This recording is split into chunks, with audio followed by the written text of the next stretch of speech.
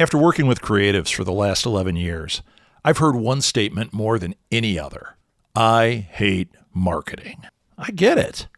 It can be painful trying to figure out how to market your book or movie or comic. When I started podcasting, I had no clue how to do any of it.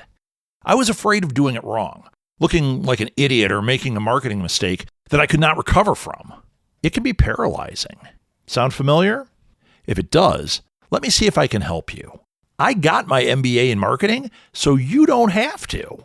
Sign up for a free session today to talk about your marketing goals and to see if we're a good fit. If nothing else, you'll get some insights that might ease your mind. Go to southgatesmallbusiness.com and sign up for a free session today.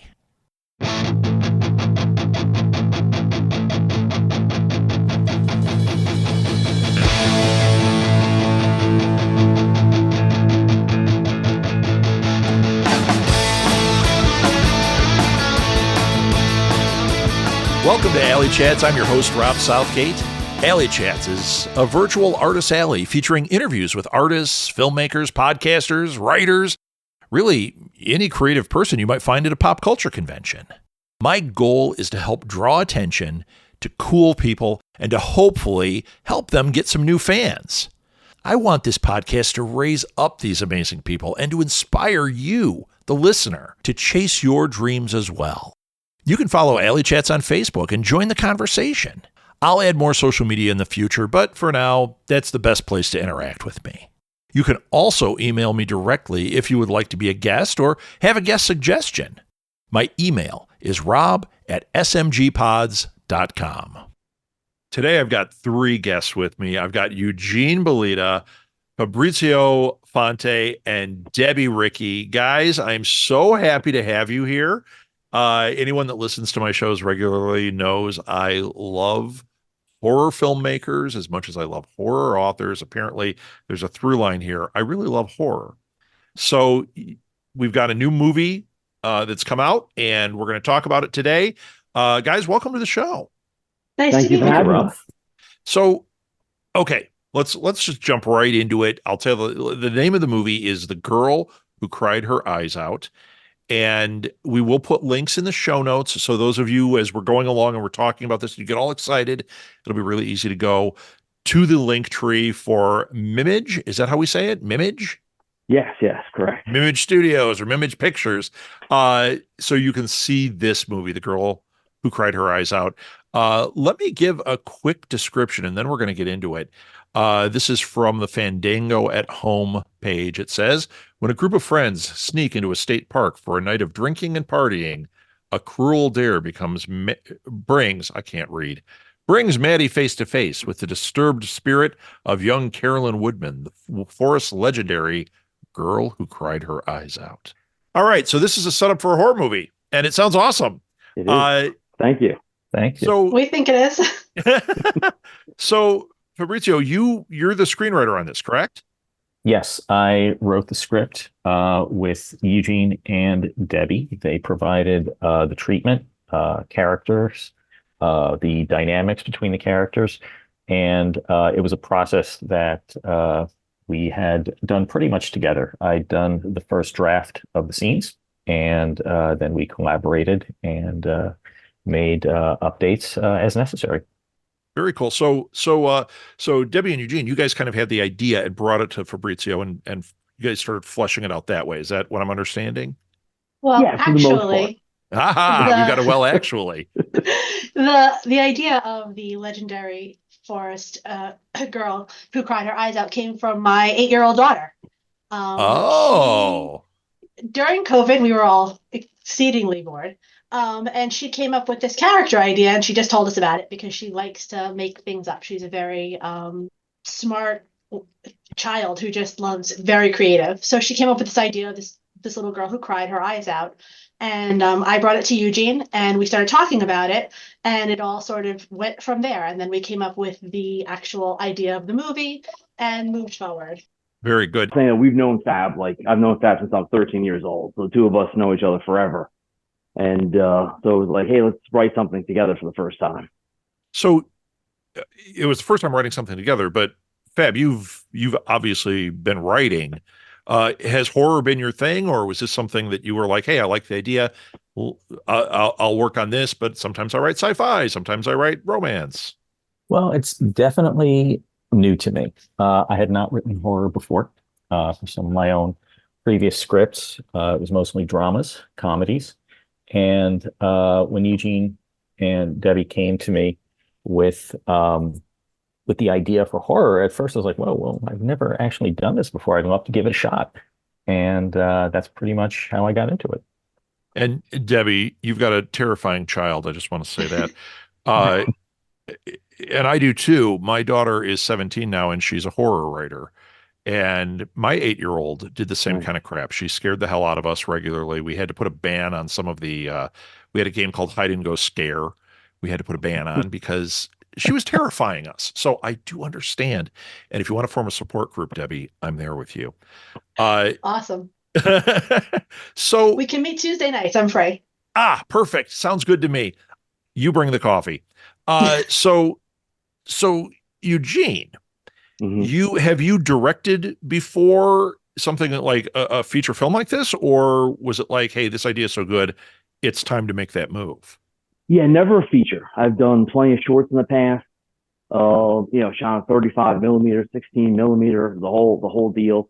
And I even taught a class on film production for quite a few years, but I never really had like sort of this culmination of something that is a good enough idea to actually spend your own money on, and also put all the time and effort that it requires that can actually be done for less than millions of dollars. You sit there and you come up with a screenplay and it seems great, and you're like, oh, I think we can actually do this. And then, you're halfway through and you're like, yeah, this probably cost about $6 million, so we can't do it. So, and that constantly happens. But this time it was like, hey, we can, like, all the setups, everything made perfect sense. The story ideas started like flowing very quickly. We actually started with the characters. We created like this whole little dynamics tree of all the different characters, because there are like a friend group of 12. And then we were trying to figure out like, okay, who knows this one? Who knows that one? So we created all that before we actually went into a lot of the story. And it really helped. It actually helped tremendously, because in the past, I mostly did, stuff that was just about like one person or two people. Here we had this big group, and we didn't want it to be just like 3 characters and then a whole bunch of bodies. We wanted to have actual character development, something interesting for people to hold on to. Put a little comedy in there, which I take zero credit for. That's all Fab and Debbie. If you see or laugh at anything in the movie, I did not write it. So I just want to make that perfectly clear. Got it. Humorless Eugene. That's your new name. Yeah. Got it. Zero comedy writing from Eugene. So, wow. You just laid a lot out there, and my brain was going to like 50 different questions. And now I got to pick one, right? Actually, here's what I want to say. I watched the trailer just before we jumped on. You were talking about the budget and everything. What was the budget on this? About 200,000. That is fantastic. It does not look like that at all. I absolutely, from this trailer, would have put it about 5 or 6 million. So that is incredible. Wow. That's really, thank you. Appreciate that. Thank you. We appreciate that. A friend of mine that I was just out with this weekend, who he was telling me, he's a producer, and we were talking about all this, and he had a movie that actually won the Gotham Best Picture and a couple of things like that, like big things. And he said their budget was 130,000. And I was like, I've seen this movie. How is that possible? And he said the crazy part was the films he was up against, literally his budget for his film was equal to their craft service bill. That is not surprising. It is exceedingly expensive to feed people. Well, you guys did an exceptional job with this, because I loved it. I loved the trailer. It did not look like a $200,000 film. Your actors look fantastic too. Where did you find your actors? Did you do regular casting, or did you like, hey, these are friends, we're going to pull them in? We did regular casting. Yeah. Really? Yeah. Wow. Yeah, we did just had to you look through 3,000 reels. That's all. It was a lot of weeding out people, and then we came up with a group, and then we did our casting with them, and I think we ended up with a pretty incredible group of actors and actresses. I know that on set, some of our crew actually thought that our cast was friends beforehand. I was Yeah. asked, I was asked at least twice how we got such a like how we found like a group of friends that worked so well for our movie, and I was like, they never met each other before they got to set. Wow. Wow. And now Well, they're all friends actually. Like yeah, they but that all like hang happens. out and talk to each other. Yeah, it's great. That happens. They're Like I said, I was just talking to this friend of mine. My daughter and I were in a movie that's coming out in theaters Friday, and Mm. that's what happens. Like the people that are in it, like even there were a couple of bigger names. We're now Facebook friends and like seeing each other. It was all hugs and like, oh my gosh, I can't believe we're together. And it's like, yeah, when you have a cast that gels, it's instant friendship, and nobody can tell that you haven't been friends forever. And kind of feels like you've been friends forever. So that I love to hear that, because I'm telling you, watching the trailer, I thought you were going to say, yeah, this was a theater group. They've all been friends for a while, and we put this together, because I know that happens a lot with indie film. And no, that's pretty fascinating that you did full on casting. Now, did you use like SAG waiver? Were you what did you categorize as? It was actually non-SAG, and one of the things we were thinking about when we were coming up with the ideas was that we wanted to get like a group of like younger people, so that we could find people who were like really really good before they like got TV gigs and Yeah. started making movies. So we actually wanted to have a younger group of kids, so we could look through that. And we ended up going through Actors Access and backstage. So it was like basically 2,600 from Actors Access and 400 from backstage. And then it was just like literally just going through all of the reels looking for Yeah. people. It was a lot of work, but it was fun. In the end, it was fun. How long did the shoot take? Oh God, yeah. Well, that's the problem. It was only 10 Oh, days. 10 days. Wow, Yeah, that's how you kept your rates down so low too. Wow, yeah. I 10 mean, it was days. crazy. Yeah. it was a long 10 days. Yeah, well, yeah. I mean, you didn't like. I figured it wasn't like we're going to work 9 to noon and then we're out. Uh, No. No. and then Fab. So I'm guessing if it was a 10-day shoot and you had been the primary writer on this, were you on set changing stuff as you went, or were you just like trying to herd cats with your script? No, actually, there weren't that many changes to the script on set. We had a really great professional group of kids. Well, I shouldn't say that. Young actors that really brought fantastic preparation to their performances. So on set, I was there. I was observing. I was helping on production where I could. But to the credit of everyone involved, there weren't that many changes that had to be made to the script on the fly. So now that the statute of limitations is up, I want to find something out. Did you actually shoot in a state park, and did you have permits? it was it was private property. We were trying to shoot in a state park, which would have been a complete disaster. But we were luckily saved by that bullet by not getting the okay because we want to have a campfire. So they were like, nope, can't do it. And at the same time, I think Deb, you would put a call out for people for locations, right? And then We were that's how we actually got Carolyn. we got Terry Lim through a contact of mine because she was an actress. That's right. And I was talking to her about casting in that small part of Greg's mom. And then I was saying to her, oh yeah, and we need to find locations and blah, blah. And she came to me and was like, I have tons of space. You're welcome to take a look around. And we kind of just lucked out in that Terry Lynn had an amazing property for us. She was an amazing host to us. Her and her husband opened their home. So when we were filming in their woods, we had our cast and our crew was able to use their home and use their facilities and stay warm because we were filming in October. So it was Oh, kind of geez. chilly in October in Connecticut.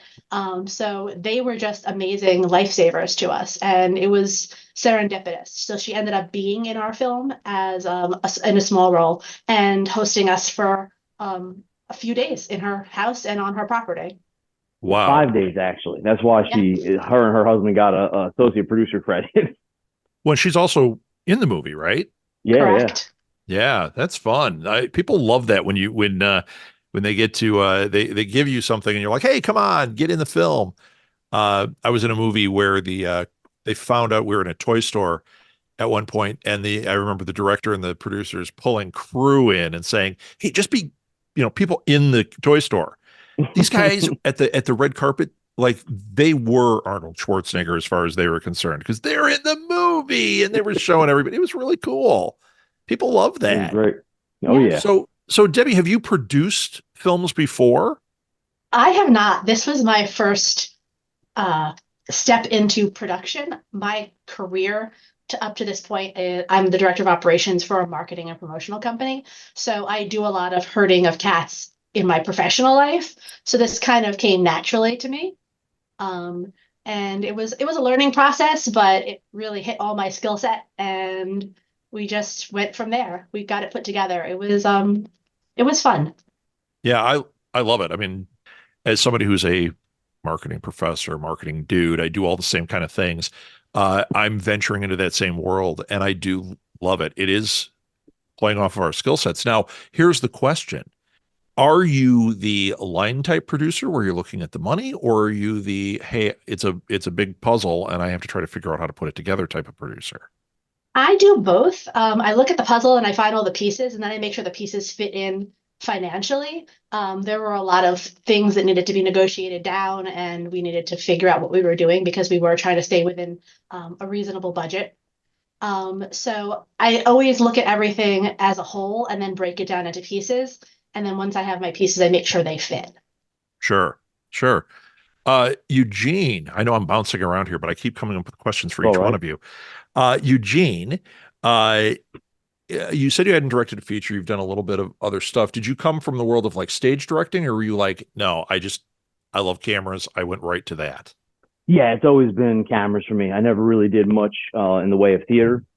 I'm always been very big on technology. Always been very interested in that. So, pretty early on, I was interested in lenses, film. When they started getting like video cameras that were actually, capable professional cinema video cameras, I jumped headfirst into that. And obviously having like a background in computers helps tremendously. So Yeah, that's always been what I've been interested in. I mean, ultimately the original idea and why I was always involved with film and stuff was like stories. I always want to write since I was a little kid.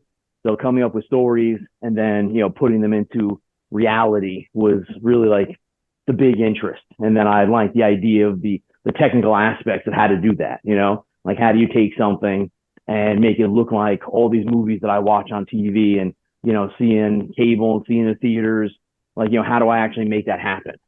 And so that's really the big part for me. yeah. So I get that, and I bet a lot of people listening feel the same way. I Okay. Aside from Debbie's daughter, who is clearly going to be a horror icon, uh, the rest of you now that you've played in this sandbox, is future projects, are you looking at more horror? Are you just like, no, we're looking to create more films and it's going to be whatever strikes our fancy? In other words, did you get the horror bug? Well, I Oh, think I've had I've the horror bug always, for a long time. Yeah. I was just going to say exactly what Eugene said is I've had the horror bug for a long time. Horror is my favorite genre. So if I'm going to watch a movie, I go to horror first. And I would love to stay in this realm for, the next couple of films, hopefully. But, we always are open to other opportunities, and we have tons of ideas that we throw out amongst each other. So, like Eugene said, we've had a friendship that spans 30 plus years. So we can just talk to each other about anything. And I think we really work well together, which I think is important. Oh, for sure. For sure. Oh, Uh, yeah. Fab, I didn't hear whether you were a horror person now or not. I think I've definitely caught the bug.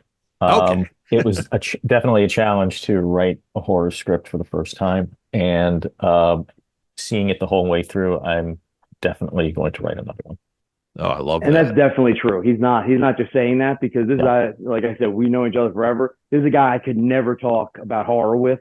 He would just be like, yeah, I'm not interested. And then all of a sudden we're writing the screenplay and like, and like a movie like X comes out and he's like, oh, did you see X?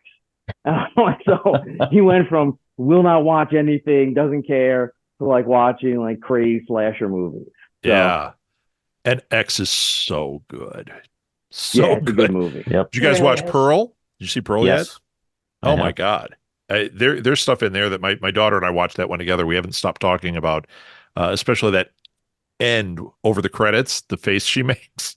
Like, oh my God. And that's a movie that, obviously it had a nice budget on it, but they probably could have shot that for, I mean, the way yours looks, they probably could have shot that at pretty low funds and gotten a good look out of that. So it is very encouraging that horror doesn't have to be the $200 million blockbuster to get a look like what you guys have achieved. So I've got another question because we're going to run out of time. But before we get to that question, that's more specific. No, it's not. It's more specific to the show, not to anything else. What is the story, roughly, of the girl who cried her eyes out? All right, so who wants to take this? Fab? Sure. Well, the story of the girl who cried her eyes out. Now, how detailed should I get? Because I don't want to give Don't too many spoil it. spoilers away. Okay. Don't spoil it. Just kind of a basic teaser. Because before I Okay. had said something about it being a witch, and you guys were like, it's not a witch. It's not a witch. I get that. But yeah, let's entice the audience a little bit. Sure. Maybe a little beyond the trailer, because I'm telling you, the trailer made me want to rent it immediately. Oh, thanks. Awesome. That's fantastic. So Caroline Woodman is a young girl that lived with her family in the woods about 300 years ago. They were ostracized from society. They were seen as different, as outcasts. So her parents decided to just live on their own outside of society and raise a family on their own. Caroline was this sweet little child who lived on this homestead and soon was seen as an oddity among the other children in the nearby town. And it would almost be kind of a game to them to take a walk to the Woodman homestead and see if they can catch a glimpse of her. So as they got to know her, they made her think that they were befriending her because she never had any friends before. So she would go out of her way to please them, even though they were, committing these cruel dares against her. Sure. And where her life turned was at the point where they dared her to walk into the woods as far as she could. Now, she couldn't wander from the homestead. Her parents wouldn't allow that. So as she was wandering into the woods, they said she has to wander at least as far as when she stops hearing their singing, their voices in the distance. So as she's walking deeper into the woods, they're following her not too far behind. So she would still hear them and she would walk farther and farther out until she got lost in the woods. She didn't find her way home. Her parents thought she was dead. And soon after her family left the homestead, the kids went back into the woods, heard the crying sound of a child in the distance, followed it. And as they got closer to her, they realized that Caroline, had actually reached the point of crying her eyes out. Oh, to the point where there was nothing left. And that's as far as I'm going to go in terms of who Caroline is yeah. and what her motivations are. Fantastic. I'm telling you, you got to have a great setup. You got to have a great monster. And that idea of the girl who cried her eyes out, like even the name made my brain go like kind of where it sounds like it's going, which is awesome. I'm really excited to see this. It sounds super scary. The trailer is excellent. I think that everybody listening should see this movie, should invite people over to see this movie. Better yet, let's get more people renting it. Have a party, but tell everybody they got to pay the exact amount and just pitch it in here and support the filmmakers with it. Sounds good. I like it. I'm trying, guys. But no, I really think that everybody should see this. It's a great trailer. It's a great premise. It looks fantastic. And anybody that listens to these shows knows that I love to support the indie projects. The way you do that, spread the word. Share it out there. Also, on their social media, you want to not just like things, but comment and share, because that's what helps more people see this and more people get this put in front of them. Guys, I think this is a wonderful project. I'm really excited. Now, it is out currently, correct? Yes. Correct. Excellent. Did you guys take it to film festivals at all? Well, it's kind of like a mixed bag because all the festivals, as we finished up, we were able to luckily find a producer's rep. And it was kind of like, okay, let's start submitting to festivals. But at the same time, the producer's rep was going to try to get us, like out there onto platforms and sort of basically see who gets there first. Yeah. So as we're getting out there, like a lot of the festivals don't want you to be already streaming. And so we had to like bail out of, quite a few. And then we have to see how that goes, because right now for the next 3 months, we're like exclusive on TVOD. And, then we're going to move on to a streamer. So we have to see like what their deal is, whoever that may be. We're working on that right now. So if they're good with it, then we can possibly accept anybody we get accepted into, for like later in the year. Because actually a lot of the horror stuff, not surprisingly, is more like October, November, December. Right. So, yeah. So it was sort of like, let's just get this out there instead of doing, a lot of people do like that whole year of like festivals. And then by the time they get to distribution, a lot of the distributors actually look at them, unless you've had like real big success in the festivals, people sort of look at them as like old movies. And we really didn't want that to happen to us. Right. You want it to be fresh. Sure. Right. Exactly. And that's very important to them. Want more shows like this? We've got a lot more on the Southgate Media Group Patreon page. Some free, some paid. Plus, there's exclusive content for subscribers only. Follow the link in the show notes or look up Southgate Media Group on Patreon and check out the cool stuff we're doing over there. You won't be sorry. On August 3rd, 2024, Books of Horror is presenting Books and Brews at Double Clutch Brewing Company in Evanston, Illinois. There will be over 40 horror authors for a book signing and meetup from 10 a.m. until 4 p.m. that day. Meet your favorite authors, discover new authors, meet Books of Horror friends in real life, including the author I'm talking with on this podcast. Oh, and I'll be there too. This is an all-ages event. Food, alcohol, and non-alcoholic beverages will be available. No outside food or drinks will be allowed.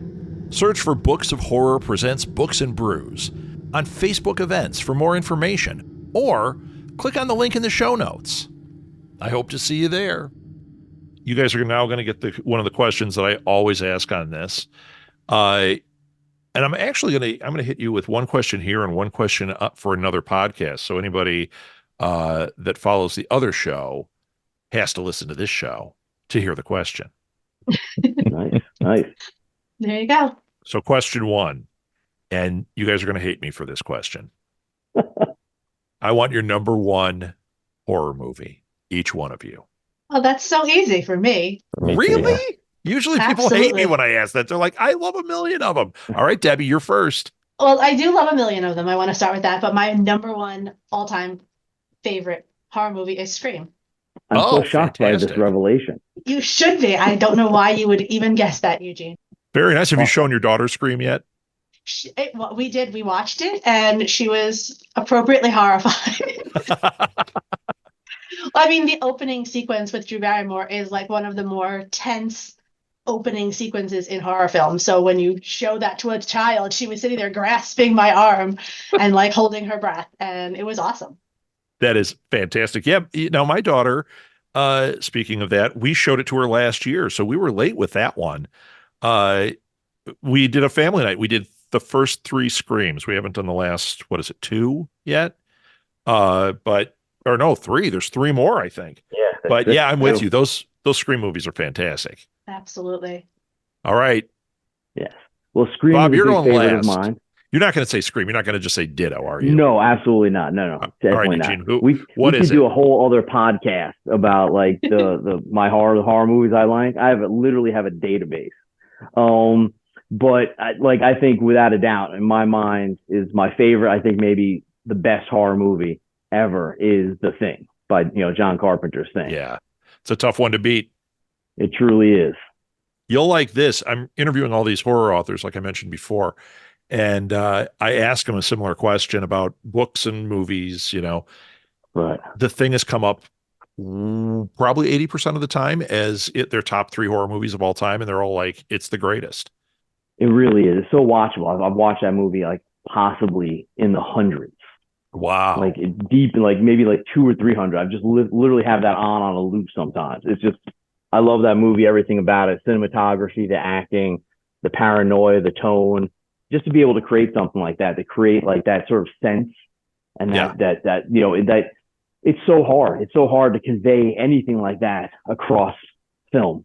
And for a whole movie to be like that and just keep ratcheting up, to me, it's like an absolute masterclass in tension. You're not wrong. All right, Fob, I waited for you because you said that you were newer to this world. So yours, I'm really interested to see what you say. So am I. Mine was also The Thing. Oh, really? Oh no!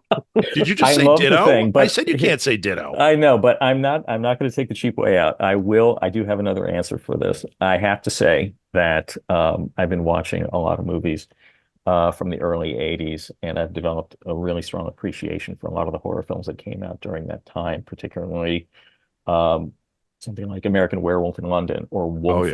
Oh, yeah. Absolutely love those movies. So when I think of horror, those are 2 of the first ones that come to mind for me. And that era of horror filmmaking is probably my favorite. You're the first to say Wolfen, but man, that movie scared the heck out of me when I was a kid. I loved that movie. And Werewolf in London is another classic. You guys have all named classics. This is awesome. Well done. Albert Finney is the man. All right, so the second question.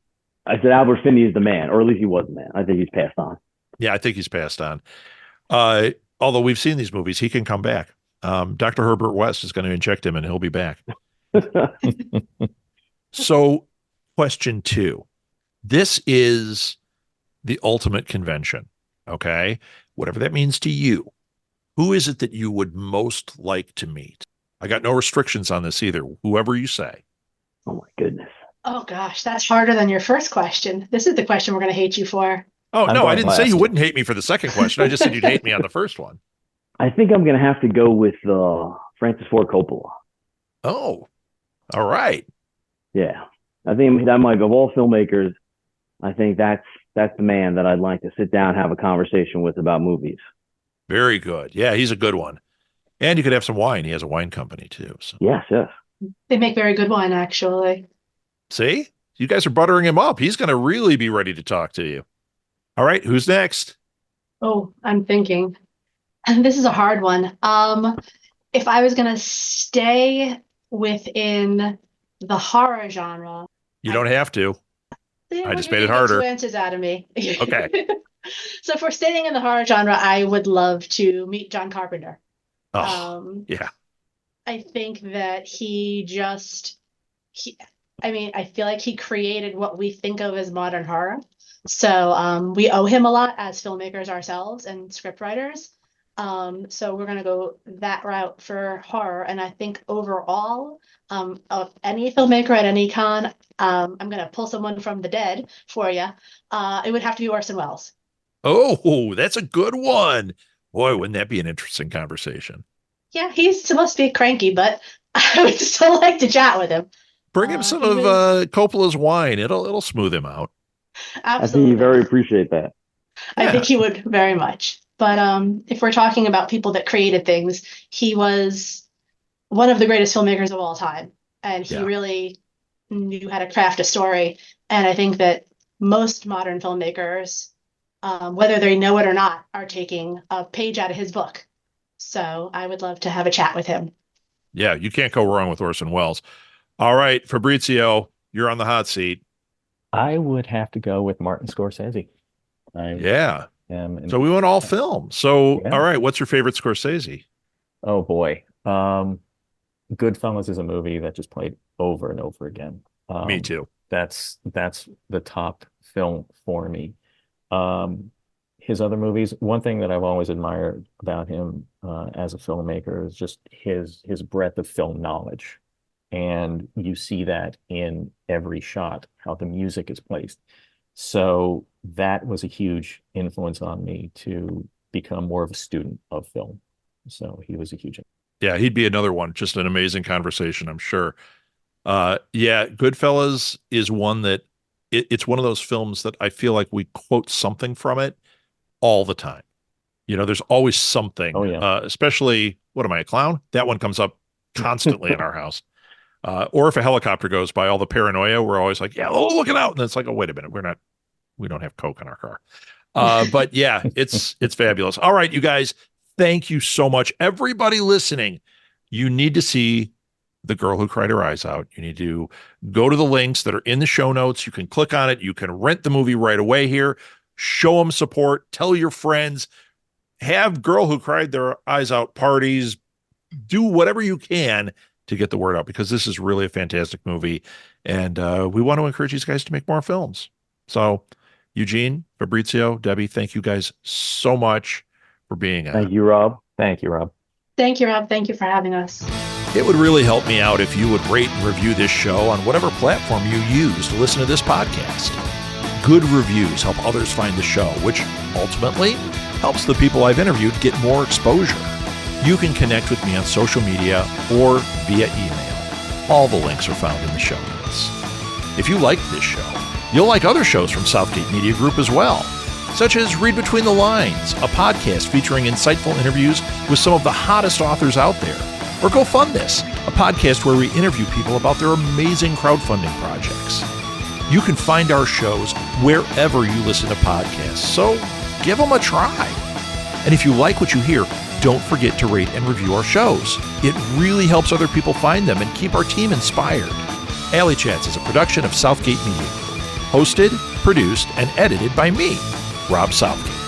Thanks again for listening to Alley Chats.